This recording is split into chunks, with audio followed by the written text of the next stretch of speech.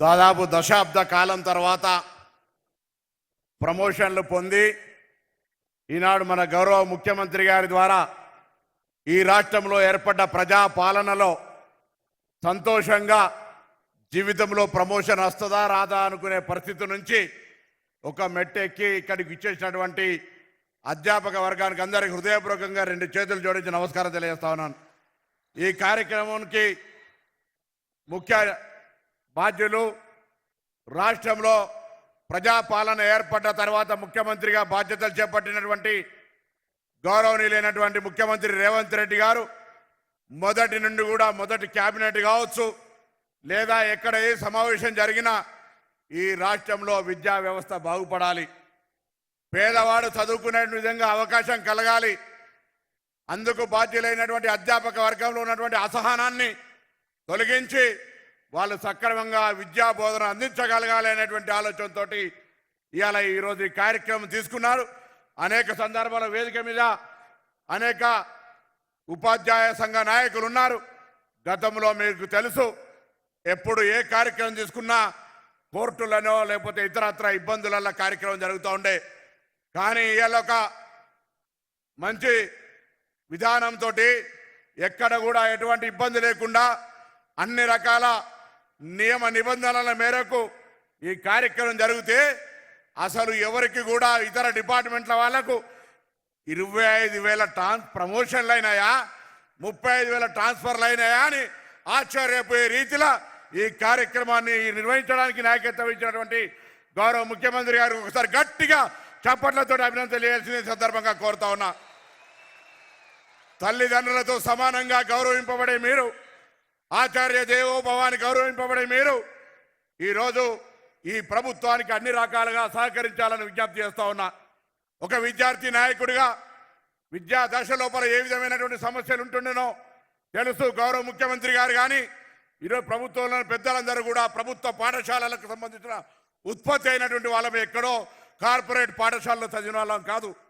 ఇవాళ సెలవులు వచ్చినా బళ్ళు తెరిచే లోపల ఈ రాష్ట్రంలో ఉన్నటువంటి 25,000 పాఠశాలలలో 11,000 కోట్లు ఖర్చు పెట్టి పాఠశాల మౌలిక సదుపాయాలను మెరుగుపరిచే నిర్ణయాన్ని తీసుకున్నటువంటి గౌరవ ముఖ్యమంత్రి గారి మరొకసారి ధన్యవాదాలు తెలియజేస్తా ఉన్నా. ఈరోజు ఎప్పుడు నిరంతరమే ప్రభుత్వ ఉద్యోగి, ప్రభుత్వము అంటే సమస్యలు 100% లేకుండా ఎవరు ఉండలేరు. సమస్యల పరిష్కారం ప్రభుత్వం బాధ్యత. కానీ నేను అందరినీ మిమ్మల్ని కోరుతా ఉన్నా, ఏ తల్లిదండ్రులతోటి గౌరవంగా ఇవాళ మిమ్మల్ని గౌరవిస్తారో ఆ కుటుంబంలో ఉండి వచ్చి చదువుకునే పిల్లలకు సంబంధించి మీరంతా శిక్షణ పొందినటువంటి వాళ్ళు, పోటీ పరీక్షల్లో నెగ్గి ఉద్యోగం సంపాదించిన వాళ్ళు ఈరోజు కార్పొరేట్ పాఠశాలల్లో సరి అయినటువంటి శిక్షణ లేక పోటీ పరీక్షల్లో లేకున్నప్పటికీ కూడా అక్కడ ఫలితాలు, అక్కడ అడ్మిషన్లకు సంబంధించి మొన్ననే పత్రికలు వచ్చింది, పోయిన సంవత్సరానికి ఈ సంవత్సరానికి 2 లక్షల విద్యార్థుల సంఖ్య తక్కువైందని. ఈరోజు మీ అందరూ కూడా దయచేసి రాబోయే విద్యా సంవత్సరానికి కానీ ఇప్పటి నుంచే ప్రతి ఒక్కరు కూడా నా పాఠశాల బాగుండాలి, నా పాఠశాలలో చదువుకున్న పిల్లవాడు అత్యున్నత స్థానానికి ఎదగాలనేటువంటి లక్ష్యంగా మంచి అయినా చెడైనా మీదే బాధ్యత.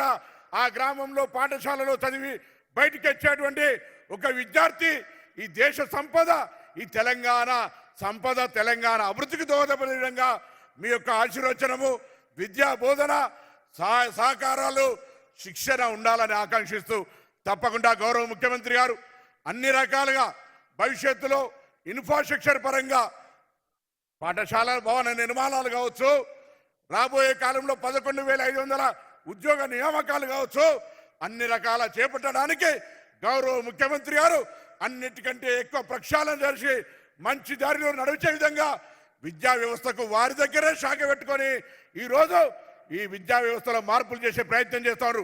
ముఖ్యమంత్రి గారి లక్ష్యానికి అనుగుణంగా, ముఖ్యమంత్రి గారి ఆలోచనకు అనుగుణంగా దయచేసి మీరంతా కూడా ఈ తెలంగాణ అభివృద్ధిలో, ఈ ప్రజా పాలనలో మీరంతా భాగస్వాములై భవిష్యత్ తెలంగాణ నిర్మాణానికి సహకరించాలి.